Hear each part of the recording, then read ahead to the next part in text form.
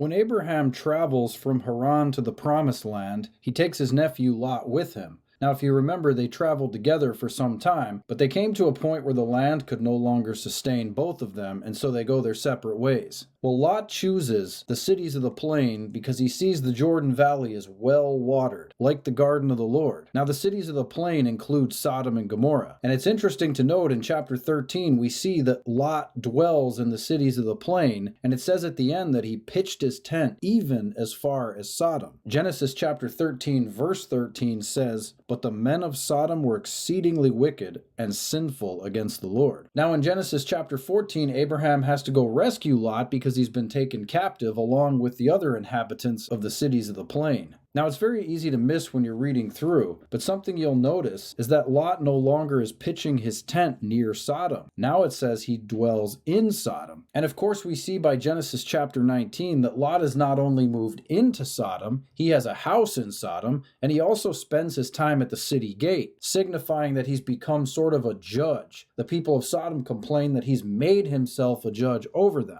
What we see here is that Lot is getting closer and closer to the evil that is Sodom. Not only does Lot physically get closer to the city, we see by the time the destruction of Sodom is at hand that Lot does this atrocious thing and that he is willing to sacrifice his own daughters to these perverse men. And of course, after the destruction of Sodom and Gomorrah, his daughters get their father drunk in order to have children by him. So these physical details about Lot's life have significance. We see that he's getting closer to Sodom. First, he's dwelling in the region of the plain. Next, he's pitching his tent as far as Sodom. Finally, he's living in Sodom. And at the very end, Sodom has gotten into him, where the very sin of Sodom is manifesting itself through his behavior. Let this be a warning to us as believers that it's very important where we pitch our tent, metaphorically speaking, what we surround ourselves with. We know that Lot had good intentions. 2 Peter even calls him righteous. Listen to this.